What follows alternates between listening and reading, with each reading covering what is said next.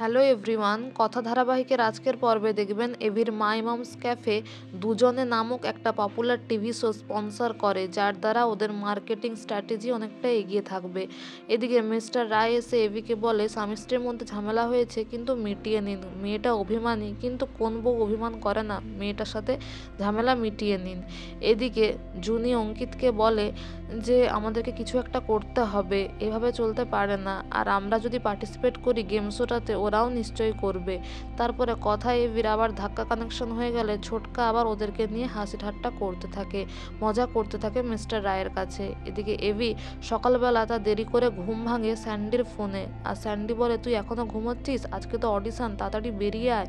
তারপর এভি বলে যে অন্যদিন আমাকে জ্বালিয়ে মারে আর সকালবেলা ঘুম থেকে তোলে, আর এখন জেদ করে আমাকে ডাকেনি, আমার দেরি হয়ে গেল, মানে ও ইচ্ছে করেই করছে। এই বলে সে ওর আর কথার মোমেন্টগুলো মনে করতে থাকে। এদিকে কথা ঘরে এসে দেখে যে তার পাচক মশাই উঠে গেছে। তারপর কথা টাওয়ালটার সঙ্গে কথা বলতে থাকে আর বলে দেখো, তোমাকে আমি রেখে দিয়ে গেলাম, তোমার মালিক চাইলে ব্যবহার করবেন, নয়তো করবেন না। অবশ্য অনেকেই আজকাল তোমায় ব্যবহার করে না, গায়ে এমনি জল ছিটিয়ে চলে যায়।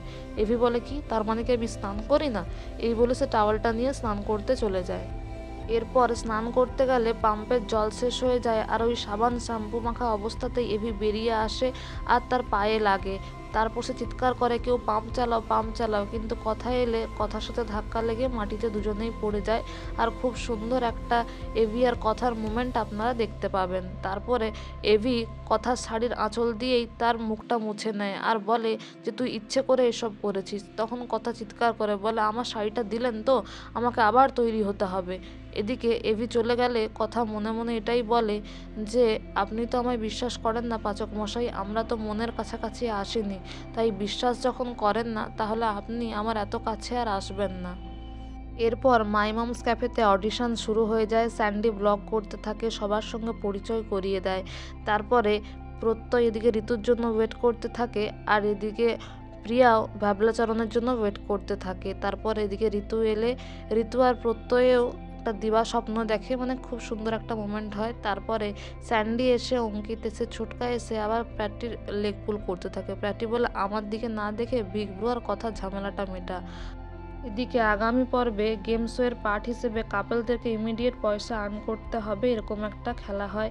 কথা এভি গাছ বিক্রি করে, জুনি অঙ্কিত সেলাই মেশিন নিয়ে কাজে বেরিয়ে পড়ে।